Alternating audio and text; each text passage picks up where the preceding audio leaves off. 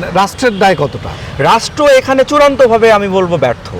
সে যে বিপ্লবীরা তাদেরকে ক্ষমতায় নিয়ে আসলো, এখন তো একটা ইন্টারিম গভর্নমেন্ট চলছে, সেই বিপ্লবীদেরকে সুরক্ষা দিতে তারা কিন্তু ব্যর্থ হয়েছে। তারা কোনোভাবেই দায় এড়াতে পারেন না। সেটা আমি প্রফেসর ইউনূসের সরকারকে আমি দায়িত্ব অবশ্যই করব। তাদের হাতেই তো বিপ্লবীরা ক্ষমতা দিয়েছে, বিপ্লবীদের হাতে তো কোনো অস্ত্র নেই, তারা তো নিরস্ত্র বিপ্লব করেছে। বাংলাদেশে একটা অহিংস বিপ্লব হয়েছে, এখানে বিপ্লবীদেরকে মারা হয়েছে বিপ্লবের সময়, এবং এখনও মারা হচ্ছে বিপ্লবীদেরকে। অস্ত্র কি বিপ্লবীদের হাতে ছিল? কখনো ছিল না। তো তাদের নিরাপত্তার দায়িত্ব তো রাষ্ট্রকে নিতে হবে। তারা সহ রাষ্ট্রের সামগ্রিক জনগণের নিরাপত্তার দায়িত্ব তো রাষ্ট্রকে নিতে হবে। সেই রাষ্ট্র ব্যর্থ হয়েছে, এই দায়িত্ব রাষ্ট্রকে নিতেই হবে, এটা অস্বীকার করার কোনো উপায় নাই।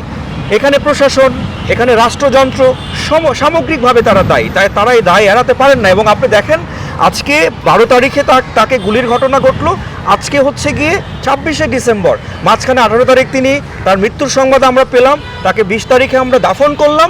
এখন পর্যন্ত প্রকৃত খুনিরা কোথায় আছে এর কোনো ব্যাখ্যা কিন্তু রাষ্ট্র দিতে পারছে না। তাহলে আপনি কি রাষ্ট্রকে দায়ী করবেন না এটার জন্য? অবশ্যই এটাকে এই দায় রাষ্ট্রকে নিতে হবে।